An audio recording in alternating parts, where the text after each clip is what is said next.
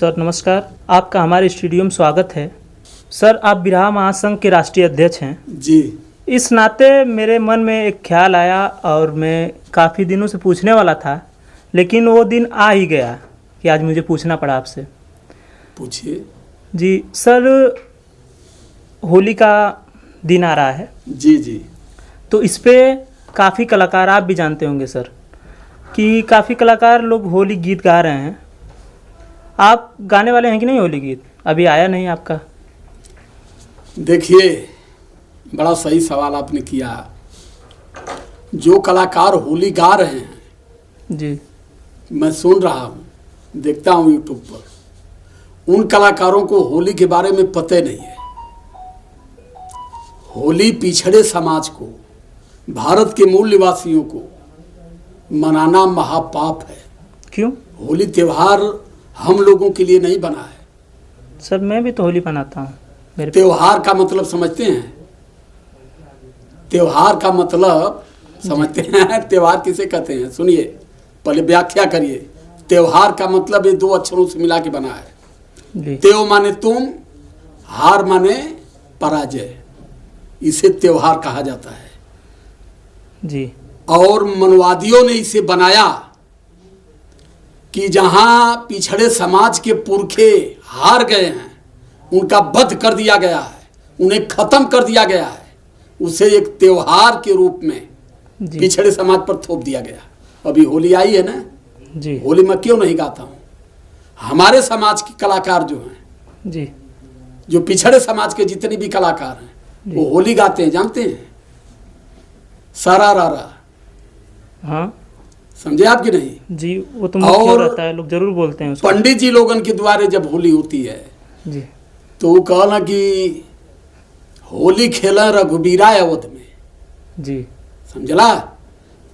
और यहाँ जब पिछड़े समाज के दरवाजे पर वही पंडित जी पहुंचते तो कहते कि आओ रे बाबा बोलावन है, आओ रे जी।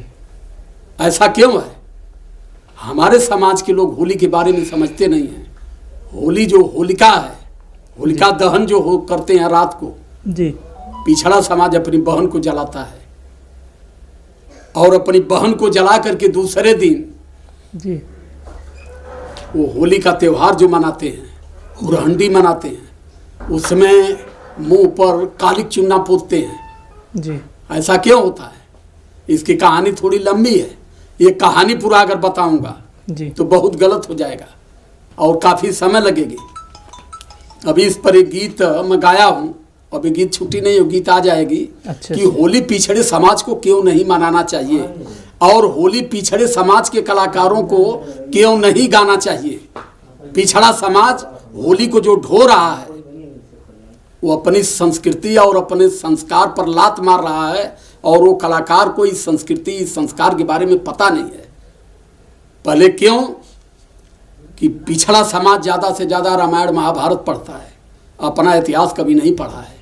जब अपना इतिहास पढ़ेगा तो उसे पता चलेगा राजा हिरण्यकश्यप की बहन थी होलिका जी, उनका बेटा था प्रहलाद। ये सब मनगढ़ंत कहानी गढ़े कि हिरण्यकश्यप राक्षस थे, लेकिन इसी लखनऊ के बगल में हरदोई जिला है। हरदोई का नाम पड़ा क्यों? हरिद्रोही। राजा हिरण्यकश्यप हरि को नहीं मानते। हरि माने ब्राह्मण, द्रोही माने विद्रोह करने वाला। राजा हिरण्यकश्यप की गलती थी कि मेरे यहाँ ब्राह्मणों का पाखंड नहीं चलेगा, तो राजा हिरण्यकश्यप को खत्म करने के लिए उनके बेटे प्रहलाद को फोड़े और प्रहलाद को नशेड़ी भंगेड़ी जुआरी शराबी बना दिए और राजा तंग आकर के हिरण्यकश्यप जी प्रहलाद को भगा दिए घर से। तो जब घर से भगा दिए तो उसी दिन, जिस दिन होलिका दहन होता है, उसी दिन शादी थी होलिका की। तो कही कि ये कही भतीजा मेरा है, भैया ने घर से भगा दिया, तो चलूँ कम से कम उससे खाना खिला लूँ। तो घर से चोरी चोरी खाना खिलाने के लिए जंगल में गई है और 7 ब्राह्मण पुत्र दारू के नशे में धुत, और प्रहलाद भी दारू पिया हुआ था। इसे पढ़ेंगे तो इसे आपको मिलेगा। सच्ची रामायण का अध्ययन करिए, अपने सच्चे इतिहास को खोजिए। ब्राह्मण पुत्रों ने उसके साथ बलात्कार किया। बलात्कार करने के बाद में जो भी मिला, उसी रात को होलिका को सब फूके और जब सुबह में राजा पता लगाए कि आखिर गई कहाँ, तो प्रहलाद की माँ ने बताई कि रात में वो गई थी प्रहलाद को खाना खिलाने, तब से वापस नहीं आई। और जब राजा ने पता लगाया इसका तो सब पकड़े गए। तो राजा ने उनके मुंह पर करिखा चुन्ना गोबर माटी फेंक करके तलवार से उनके माथे पर लिखा अबीर, ये वीर नहीं हो सकते, ये कायर हैं। और उसको ला करके यहाँ ब्राह्मणों ने एक कहानी गढ़ करके पिछड़े समाज पर थोप दिया। और पिछड़ा समाज हमारा आज उसको ढोरा, उसे बाहर नहीं निकल पा रहा है जी। इसलिए होली मैं नहीं गाया हूँ जी सर। सर ये आप बोल रहे हैं, मगर सर पूरे भारत में होली मनाया जाता है सर, और काफ़ी पढ़े लिखे लोग भी हैं, वो लोग क्यों मनाते हैं? यार पढ़े लिखे थे और गोबर हैं, क्यों पढ़े लिखों की बात कर रहे हैं?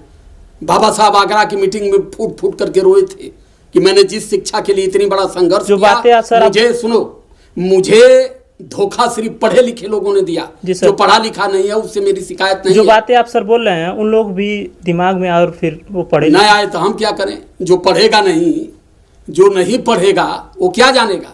जो अध्ययन करेगा अपने समाज के लिए, अपने त्योहार के लिए, वो न जान पाएगा इसको। तो ये चीज है, मैं यही चीज बार बार कहता हूं अपने समाज को कि अपने इतिहास को पढ़ो, अपने इतिहास को आप जानो। और अपने इतिहास को जब तक आप नहीं जान पाओगे तब तक जीवन में कभी मनवाद की लड़ाई नहीं लड़ पाओगे और ना ही कभी भारत के हुक्मरान आप बन पाओगे। अगर भारत का सत्ता अपने हाथ में लेना चाहते हैं तो पहले इस पाखंड को त्यागना पड़ेगा। जब तक आप पाखंड नहीं त्यागोगे तब तक अपने मूल भौत अधिकार से आप हजारों कोस दूर रहोगे और आने वाली समय नहीं समझ पाए जी सर। तो बहुत कम समय ऐसी है, फिर 1000 साल पीछे जो गले में मटकी थी उससे भी बुरी गति होने जा रही है। अगर मेरी बात समझ में नहीं बैठी तो बहुत बहुत धन्यवाद ये पूछने के लिए आपको। धन्यवाद सर।